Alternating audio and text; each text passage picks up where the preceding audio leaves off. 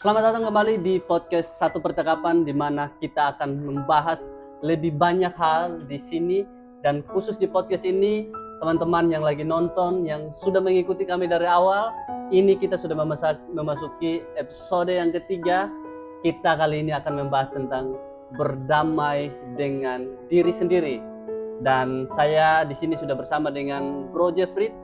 Selamat bergabung Bro Jeffrey. Kita kembali bersama teman-teman yang lagi nonton di sana, dan kita akan belajar beberapa hal yang sangat penting bagi kita untuk membangun hidup kita. Mari ikuti percakapan kita dan semoga kamu bisa dikuatkan. Bro, akhir-akhir ini kan kita seringkali melihat ada banyak orang yang jatuh bangun ya dalam hidup mereka. Ada banyak hal yang membuat mereka kadang-kala ya merasa bahwa ya mereka adalah orang-orang yang ya tidak punya nilai di dalam hidup mereka, kehilangan nilai. Nah, sehingga kadangkala ya ini yang kita sebut sebagai ya banyak orang yang tidak mau berdamai dengan dirinya sendiri. Nah, pertanyaannya, apa sih arti berdamai dengan diri sendiri? Oke.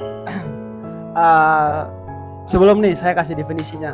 Sebenarnya kalau bicara damai sendiri itu di kalangan anak muda itu hampir 80% terjebak dalam area ini. Iya. Terjebak. Maka kalau saya boleh definisikan dengan kalimat sendiri, berdamai dengan diri sendiri itu bukan kita mengatakan bahwa saya sudah sempurna. Oke. Bukan juga kita mengatakan bahwa saya tidak pernah berbuat salah, saya tidak punya kekurangan. Tetapi berdamai dengan diri sendiri artinya begini, saya pernah melakukan kesalahan, saya juga punya kekurangan, tetapi itu tidak menjadi alasan untuk saya itu membenci diri sendiri. Kadang-kala orang waktu dia melakukan kesalahan kan dia selalu menjudge dirinya kan. Iya. Jadi apa sih dampaknya ketika kita seringkali menghukum diri kita? Ya, seringkali yang terjadi adalah ketika kita berbuat kesalahan, kita mungkin ada beberapa kalimat yang kita bisa lontarkan pada diri kita sendiri. Bodoh sekali saya. Saya kok bisa melakukan itu. Jadi ada penyesalan yang seringkali ada tanpa kita sadari. Kita menjudge diri kita sendiri sebagai orang yang tidak bisa. Jadi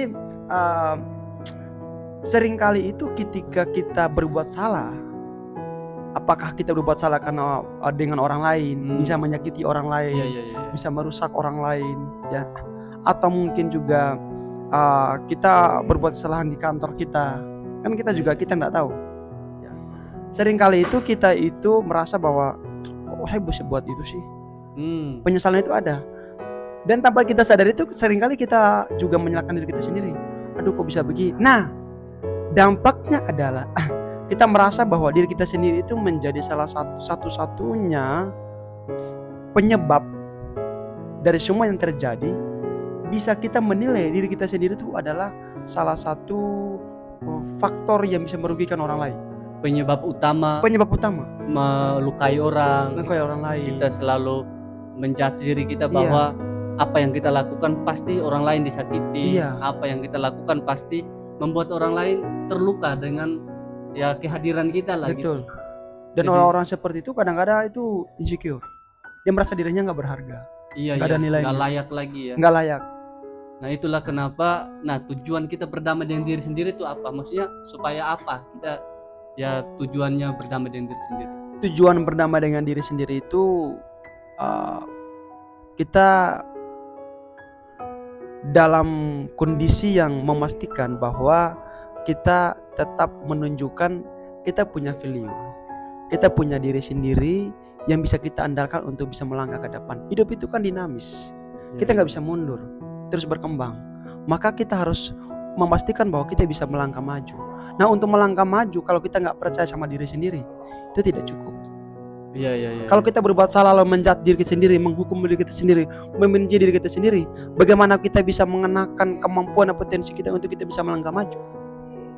Berarti salah satu tujuannya adalah supaya kita merasa bahwa ya kita juga berharga gitu loh. Maksudnya berharga. Kita juga tidak harus terlalu jauh menghukum diri kita sendiri. Betul. Tidak harus membuat diri kita merasa rendah, merasa Iya. kecil, membuat diri kita ya membenci diri kita sendiri. Iya, Supaya kita terlepas dari keinginan melukai diri sendiri. betul. Itu tujuannya. Itu tujuan utamanya. Karena kalau kita mau bicara terkait dengan kekurangan, siapa sih yang nggak punya kekurangan? Betul. Siapa sih yang nggak pernah gagal, apalagi berbuat salah?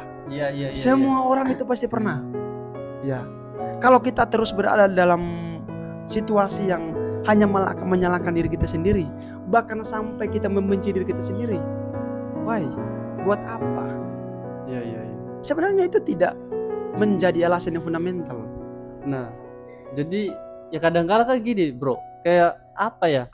Orang kan kayak sering lebih mudah memaafkan orang lain daripada memaafkan diri sendiri. Nah, gimana tuh kayak ya udah orang lain melakukan kesalahan buat kita dan kita bilang iya saya sudah memaafkan dia, dan kita benar-benar banyak yang sudah mudah sekali memaafkan orang, tapi ketika ke dirinya sendiri kayak wah, susah banget ini. Iya. Kenapa sih kita itu sering kali lebih memaafkan orang, lebih mudah lah memaafkan orang lain dibanding diri sendiri. Ya. Kadang-kala itu kita itu terlalu menormalisasikan sesuatu. Nah, kalau kita dengan orang lain dalam keadaan lingkungan sosial, hubungan sebagai teman, saudara atau apapun itu, udahlah kita maafkan aja. Kita nggak mau nambah masalah, kita nggak mau untuk dimusuhi, dijauhin. Ya sudahlah, sudah berbuat salah ya sudah cukup lah. Ya, tapi ada juga orang-orang yang ketika ada orang yang berbuat salah, dia juga batasin untuk bergaul dengan dia. Ya. Karena dia juga menjaga dirinya untuk tetap aman. Nah, kalau kita itu kenapa lebih mudah memaafkan orang lain dibanding diri kita sendiri ketika berbuat salah?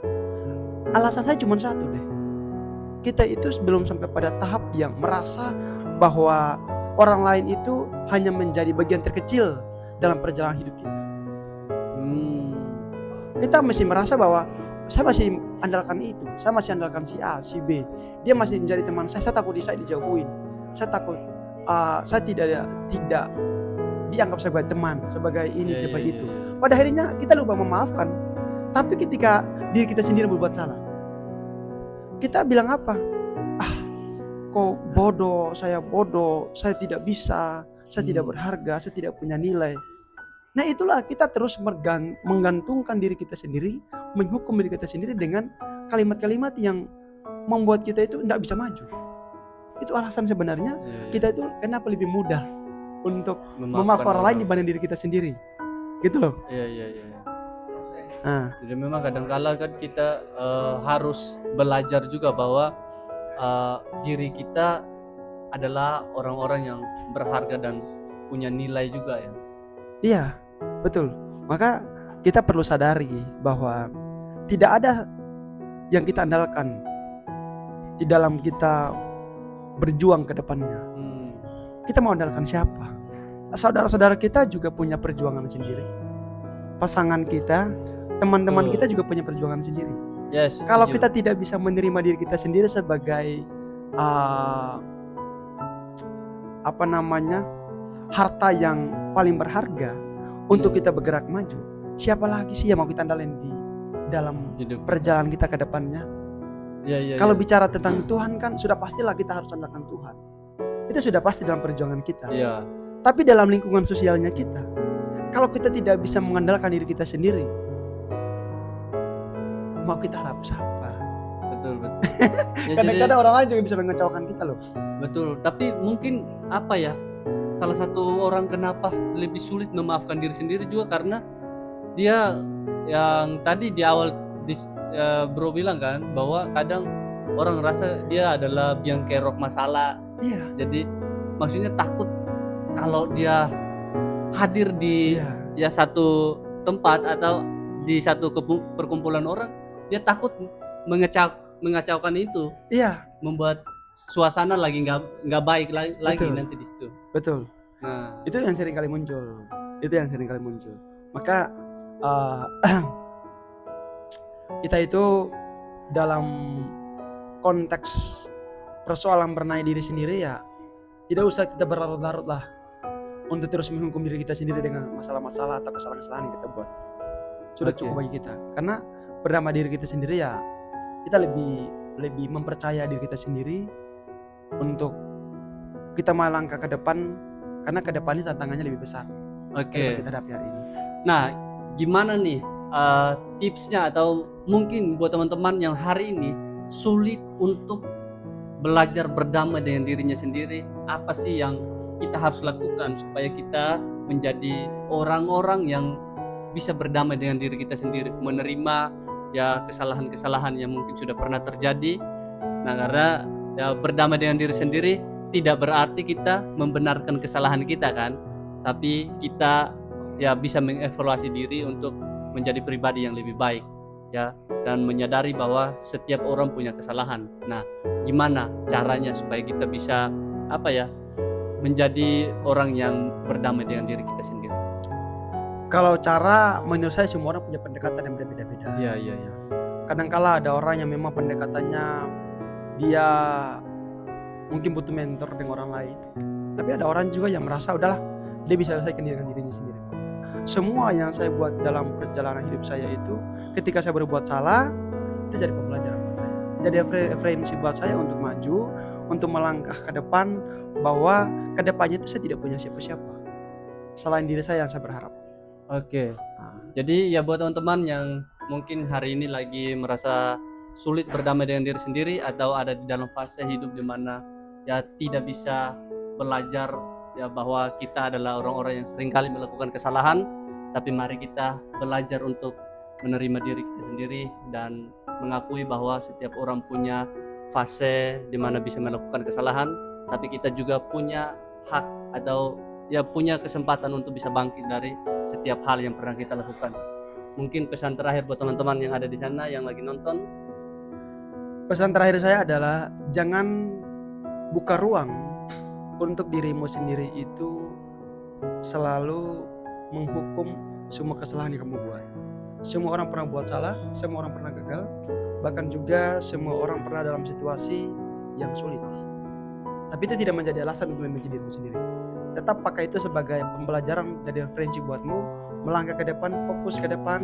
Karena ketika berjalan ke depan, tidak ada orang yang bisa menolongmu ketika kau jatuh. Yang bisa menolongmu adalah keputusan kamu buat hari ini untuk melangkah maju menjadi orang yang hebat di kemudian hari. Oke, thank you bro sudah memberikan ya beberapa hal buat teman-teman yang lagi ada di sana sedang menonton kita. Semoga mereka juga dikuatkan dan mereka juga bisa ya membangun hidup mereka menjadi lebih baik. Thank you bro. Thank you. Sampai jumpa lagi teman-teman di episode berikutnya, dan selamat berjuang menjadi pribadi yang baik. See you next time.